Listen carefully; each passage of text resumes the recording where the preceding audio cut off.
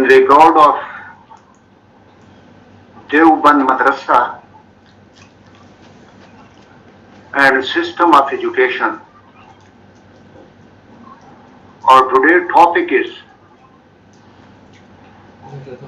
what was the political career of Deoband, and also bring to light before you people the extra territorial activities of Deoband Madrasa in British India. These are two topics we will discuss today. But for the providing a background to you people, we should have a bird eye view discussion or the previous lecture.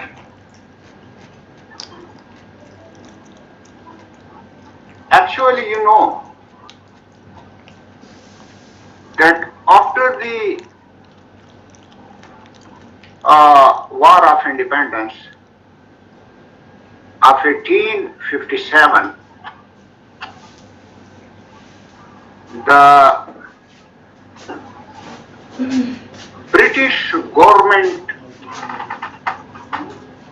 had solely responsible for this movement Muslim community, and before them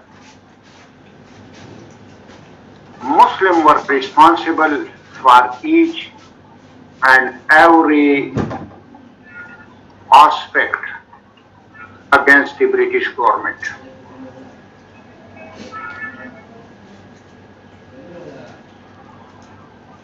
And the declination in economic field, political, social, and too much other sensitive field, they were targeted by the British government. But the most sensitive things came before the Muslim community, and it was the ideological onslaught, ideological invasion, religious onslaught on the Muslim community.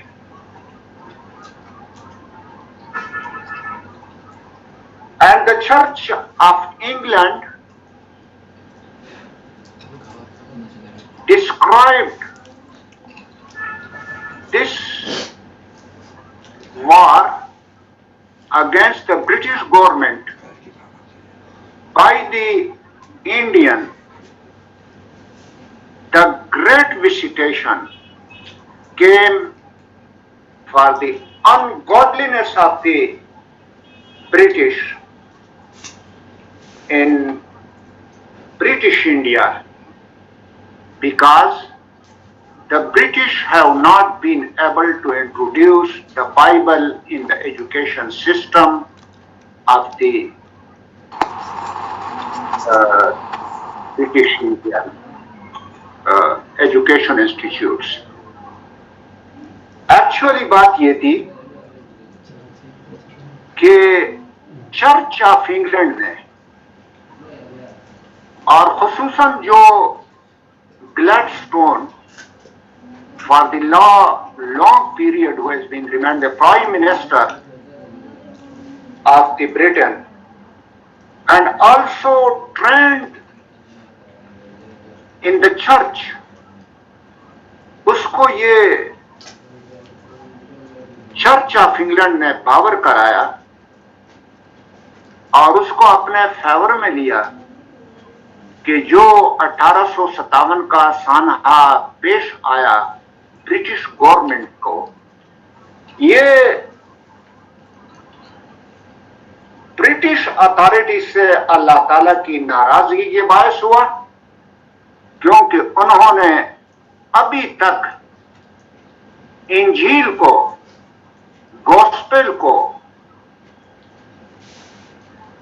British India کے نصاب تعلیم میں شامل نہیں کیا، اور اسی وجہ سے اس پر یہ اللہ تعالیٰ کا عذاب آیا۔ اور وہ اللہ تعالیٰ کا عذاب اگر اپنے آپ سے ہٹانا چاہتے ہیں تو انڈیا میں برٹش گورنمنٹ کو یہ چاہیے کہ وہ گوسپل کو وہاں کے نصاب تعلیم میں انٹروڈیوس کریں۔ آپ کو یہ علم ہونا چاہیے کہ in the curriculum it is decided that what kind of human personality you are going to provide for your state and society۔ اس کا مطلب یہ ہوتا ہے کہ نصاب تعلیم میں سب سے پہلے یہ بات طے کی جاتی ہے کہ آپ نے کس قسم کے انسان کو اس سوسائٹی اور اسٹیٹ کے لیے بنانا ہے۔ مطلب یہ ہے کہ نصاب تعلیم وہ سانچہ ہوتا ہے جس میں انسان کے دل و دماغ کی صلاحیتوں کو ڈال کر وہ ایک ریکوائرڈ جو آپ کا ریکوائرڈ اسٹینڈرڈ ہے اس کے مطابق نکالنا چاہتے ہیں۔ چنانچہ انہوں نے برٹش کرسچین نے یہ اپنے انڈیا میں جو برٹش اتھارٹیز تھے اس پر رول ڈال دیا، اور آپ کو پتا ہے کہ نصاب تعلیم میں تو وہ ڈائریکٹلی انٹروڈیوس نہیں کرا سکے، بلکہ بہت سے مشنری سکولز اور مشنری ہسپتال ہمارے وجود میں آئے۔ یہ ایک نظریاتی حملہ تھا کہ انڈیا کے مسلمانوں کے دل و دماغ سے وہ اسلامیت کا رنگ ان مشنری سکولوں اور مشنری ہسپتالوں کے ذریعے مٹا دیا جائے، اور اس کی بجائے کرسچینٹی کا ایک نقشہ نیا جما دیا جائے۔ اور اس وقت علماء کو یہ خیال ہوا کہ آج سے پہلے جو اسپین میں مسلمانوں کی 1300 سال تک حکومت رہی تھی، اور اس آئیڈیولوجیکل انویژن کے آئیڈیولوجیکل انسلاٹ کی وجہ سے وہاں کے ممبر و محراب اللہ تعالیٰ کے نام سے محروم ہیں، اور وہ آثار قدیمہ کے طور پر وہاں مساجد اب بھی موجود ہیں۔ اسپین میں قرطبہ کی مسجد کا نام آپ جانتے ہیں۔ کبھی ایسا نہ ہو کہ یہاں انڈیا میں بھی مسلمانوں کو یہی آثار قدیمہ کے طور پر اس کے یہ مساجد موجود ہو اور وہاں کوئی اللہ کا نام لینے والا نہ ہو۔ اسپین میں بھی ایسا نہیں ہوا کہ وہاں مسلمانوں کی نسلیں ختم ہوئی، نسلیں موجود ہیں، مسلمانوں کی اولاد موجود ہیں، لیکن ان کے دل و دماغ سے وہ اسلامیت کا رنگ اس نے ایسے مٹا دیا کہ وہ اپنے آباء و اجداد کو جو مسلمان تھے اور اللہ کے دین کے نام لیواتے اللہ کے، اس کو وہ اب بے وقوف سمجھتے ہیں۔ چنانچہ یہاں بھی ایسا ہوا، اور میں آپ کو یہ بھی بتاؤں کہ انگریزوں کے برعکس ہندوؤں اور انگریزوں کا یہ ایک مشترکہ مقصد تھا، اور اس مقصد کی بنیاد پر انہوں نے اینٹی مسلم اور اینٹی اسلامک تحریک شروع کی۔ یہی وہ موقع ہے کہ انڈیا کے وہ علماء جو پہلے سے ولی اللہ فلسفی میں ٹرینڈ تھے، ان علماء نے کمر باندھ کر انتہائی بے سر و سامانی کی حالت میں انہوں نے ایک مدرسہ شروع کیا۔ اتر پردیش موجودہ جو علاقہ ہے اس کے قریب دیوبند सहारनपुर के करीब देवबंद के नाम से एक मदरसा, मैं आपको ये बताऊं कि अनार के दरख्त के नीचे एक उस्ताद और 3 शागिर्दों ने ये मदरसा शुरू किया। इसके मुख्तलिफ मराहिल थे और मुख्तलिफ मराहिल से अब ये कई मीलों तक, और मैं आपको ये बताऊं कि इस वक्त जामे अजहर से दूसरे नंबरों पर हमारा सब कॉन्टिनेंट के देवबंद का मदरसा है।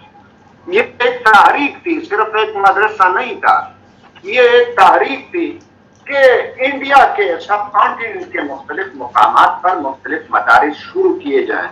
चुनांचे लखनऊ में, चुनांचे मुरादाबाद में, चुनांचे नगीना बजनौर में मुख्तलिफ किस्म के ऐसे मदारिस शुरू हुए कि ये इस किस्म के इमाम इस सोसाइटी को दें कि ये आइडियोलॉजिकल जो नजरियाती हमला है इसका रोकथाम करें।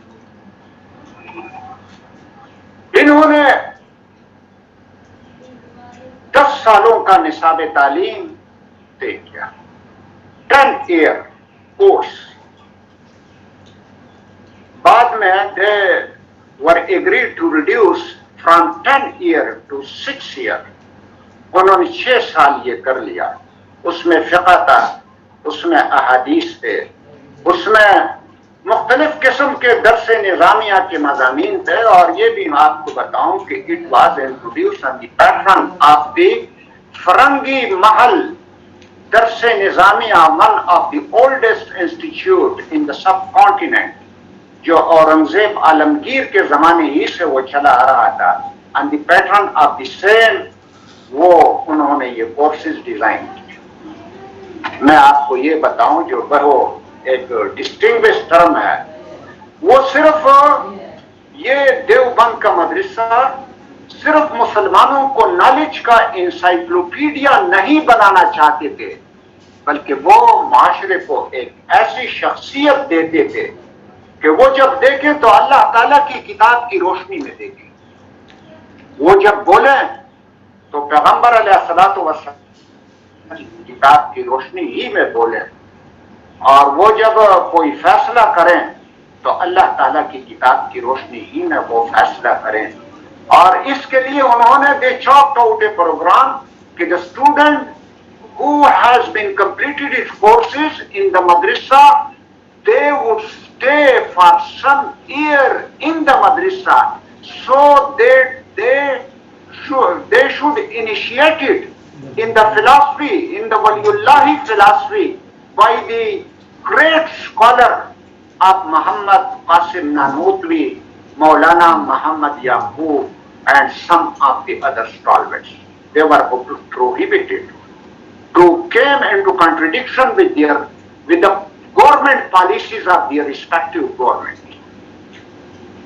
और उन्होंने तमाम सेक्ट से अपने आप को बालातर रखने की कोशिश की कि ये किसी भी फिक़ह के मसलक, देवबंदी, बरेली, दूसरे जितने भी फिक़ह हैं, ये तमाम के तमाम से उससे अपने आप को बालातर रखें, and they should strengthen their relation with the Ottoman Empire.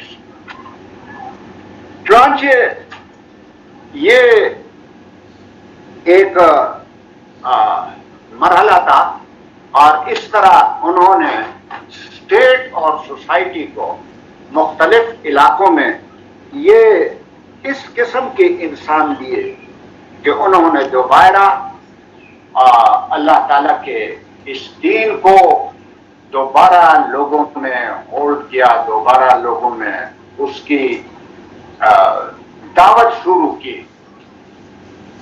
ये उसके एकेडमिक एस्पेक्ट था।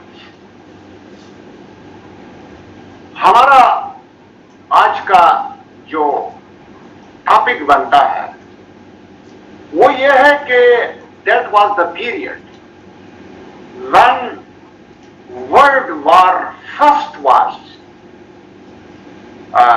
उसका ये दौर था कि world war first British government उसमें इंगेज था।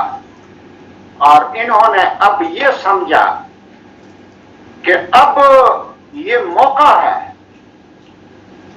کہ چونکہ برٹش گورنمنٹ اب ورلڈ وار فرسٹ میں انگیج ہے اور کسی طرح ایک ایسی اسٹریٹجی بنائی جائے کہ برٹش گورنمنٹ کے اس کمزوری سے فائدہ اٹھا لیا جائے اور یہاں انڈیا کو برٹش اتھارٹی سے نجات دلائی جائے اور آزاد کرا لیا جائے۔ چنانچہ بات یہ ہوئی کہ اس وقت یہ ہمارے ٹرائبل بیلٹ پر ایک زبردست قسم کا گوریلا وار چل رہا ہے۔ In Afghanistan and British India, a guerrilla war was launched by the warrior Pathan tribes. اس میں فقیر اے پی بھی تھے، اس میں حاجی صاحب ترنگزئی بھی تھے، اس میں اڈے مولا بھی تھا، اس میں بہت سے ایسے بزرگ تھے۔ یہ ایک الگ ٹاپک ہے اور مکمل طور پر اس پر تھیسس کیے جا سکتے ہیں، ایم فل اور پی ایچ ڈی کے تھیسس کیے جا سکتے ہیں۔ چنانچہ دیوبند کے علماء نے خصوصاً جب مولانا محمود جب اس کے پرنسپل بنے تو انہوں نے ان مجاہدین کو زبردست قسم کی سپورٹ، انہوں نے دہلی سے مولانا سیف اللہ احمد بھیجا، پشاور سے مولانا فضل محمود، اور اسی طرح سے ایک عالم دین انہوں نے اپوائنٹ کیا کہ ان مجاہدین کو آرگنائز کرے مختلف طریقوں سے کہ وہ برٹش گورنمنٹ کو یرغمال رکھے، کیونکہ اس وقت برٹش گورنمنٹ جو خلافت عثمانیہ کے مختلف مراکز تھے اس کو نیست و نابود کرنے کے لیے وہ کوشش کر رہے تھے تاکہ ان کے یہ ٹروپس یہاں اس گوریلا وار کی وجہ سے یرغمال رہے۔ میں آپ کو یہ بھی بتاؤں کہ حاجی صاحب ترنگزئی وہ لکھنؤ جو محمد ایجنسی کا علاقہ ہے وہاں گئے اور برٹش گورنمنٹ نے پشاور کے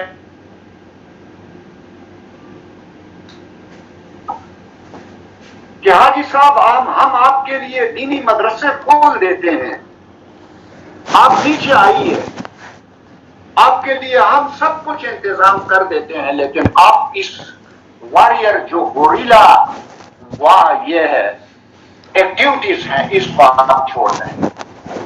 لیکن حاجی صاحب ترنگزئی کا ایک بہترین جواب تھا، میں یہاں اپنے اس مرکز کو چھوڑ دوں تو آپ کا فوج جو میں نے یرغمال کر رکھا ہے اسے آپ خلافت عثمانیہ کو ختم کرنے کے لیے میں نیچے نہیں آ سکتا۔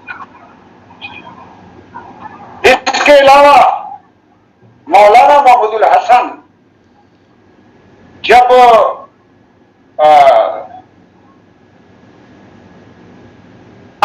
تمام کارروائی چل رہی تھی اس میں جو تعلیم کا ایکیڈیمک انہوں نے کے لیے فنڈ ریزنگ کمیٹیاں قائم کی اور خود بھی ایک کمیٹی کے ساتھ ملک کے طول و عرض میں وہ کیا اور خلافت عثمانیہ کو قائم رکھنے کے لیے انہوں نے ہم تک کوششیں جاری رکھی۔ اس کے علاوہ اس کے ایکسٹرا ٹیریٹوریل ایکٹیویٹیز میں آپ یہ یاد رکھیں کہ وہ خود حجاز گیا تاکہ وہاں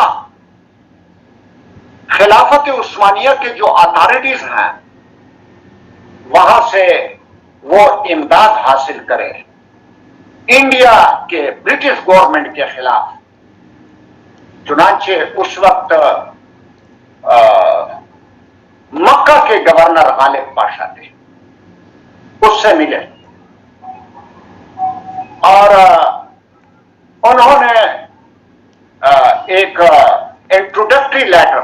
He provided him with an introductory letter, and the history that letter is known as Ghalib Nama. انہوں نے مدینہ کے گورنر بصری پاشا کے نام بھی ایک خط دیا انٹروڈکٹری، اس سے بھی وہ ملے. انور پاشا وزیر جنگ تھے، اس سے بھی اس کی ملاقات ہوئی، اور اس کے ساتھ جمال پاشا جو فلسطین فرنٹ پر جو لڑ رہا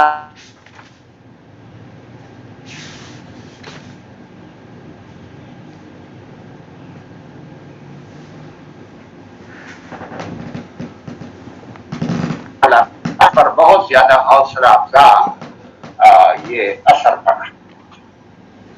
خود وہ ہجرہ ہے. اس طرح اس کا دوسرا جو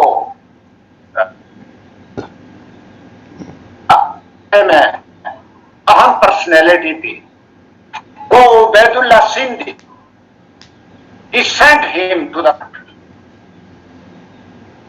عبید اللہ سندھی جس قبل میں گئے تو اس نے سب سے پہلے یہ کام کیا کہ وہاں جتنی بھی جہاد کی یہ تھی مہم چل رہے تھے اس میں کوئی اتفاق نہیں تھا. انفرادی طور پر انگریزوں کے خلاف مہم چل رہے تھے.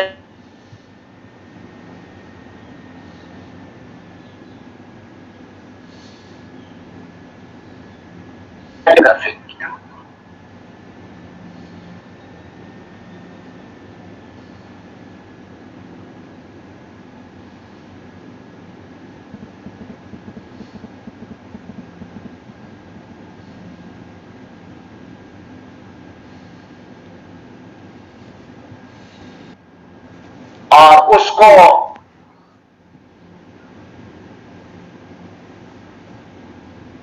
پریزیڈنٹ انہوں نے مقرر کیا. آپ کو یہ بتاؤں کہ پہلے ہی سے علماء Deoband for the liberation of India from the foreign clutches they were of the opinion that all the Indian including Hindu, Sikh, they should be integrated in favor of the liberation of India against the British. چنانچہ اس حکومت موقت الہند میں اسی opinion کی بنیاد پر پرتاپ رائے کو انہوں نے president مقرر کیا. پرائم منسٹر برکت اللہ مولانا برکت اللہ بھوپالی تھے، اور ہوم منسٹری کا جو پورٹ فولیو تھا it was assigned to Ubaidullah Sindh. انہوں نے علماء دیوبند نے at the same year they established a salvation army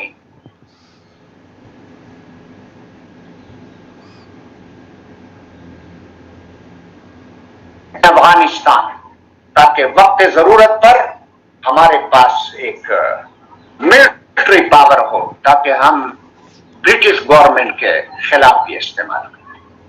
انہوں نے ایک وفد رشیا بھیجا تاکہ انگریزوں کے خلاف ان کا فیور حاصل کرے، اور ایک وفد انہوں نے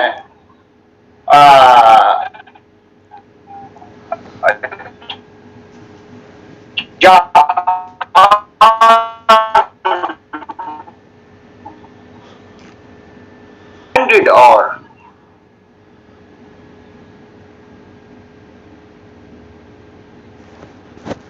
ہے وہ اس کا فیور کرے گا، لیکن ایکچولی وہ برٹش گورنمنٹ کا وظیفہ دار تھا، وہ اس کو کوئی یہ پروٹیکشن دینے کے فیور میں نہیں رہا۔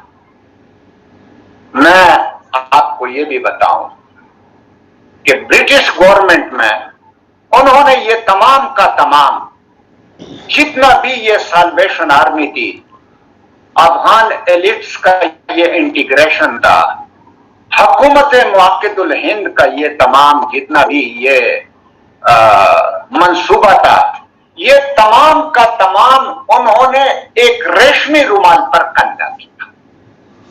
یہ تمام واقعات ایک ریشمی رومال پر لکھے، اور ریشمی رومال کے لکھنے کے ساتھ ساتھ منصوبہ کا ایک لیٹر بھی تھا، اور یہ مولانا عبدالحق کے حوالے کیا کہ اب جب یہ تمام کا تمام سندھ حیدرآباد میں شیخ عبد الرحیم کے حوالے کریں، he would be able to provide to the Maulana Mahmood al-Hasan in Hijaz.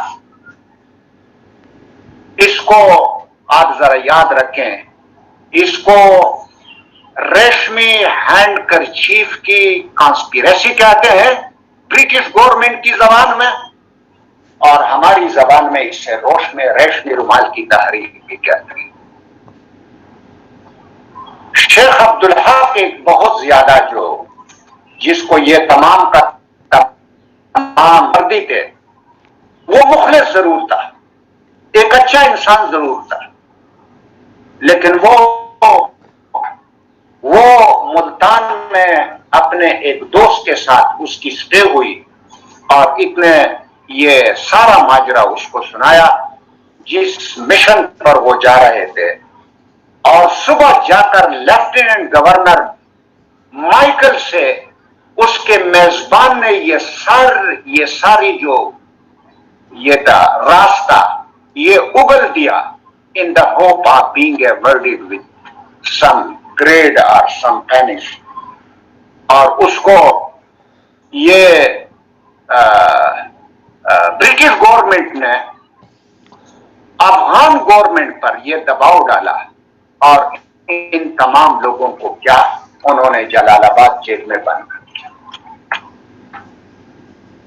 دوسری بات جو وہاں حجاز میں پیش آئی، یہ آپ کے لیے بہت زیادہ انوکھی ہوگی کہ وہاں Sharif Hussein of Mecca who was Arab nationalist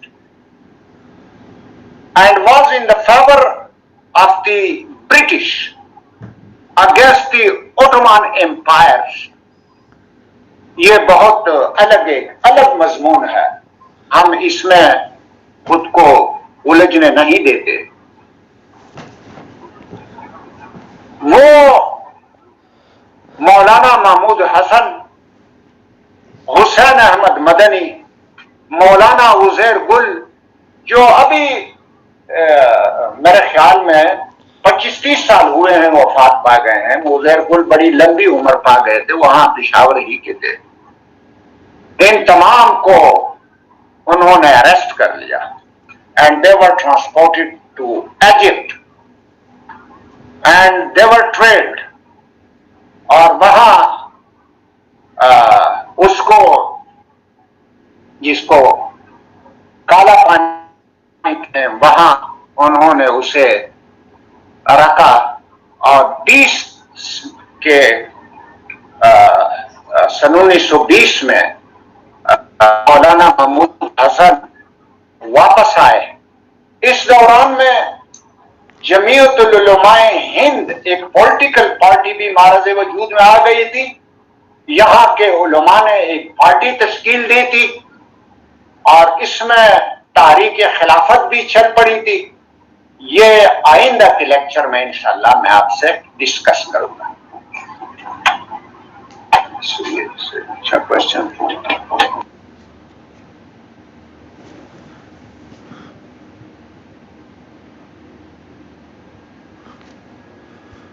ریشمی رومال کی بات یہ تھی as I have explained to you, that it was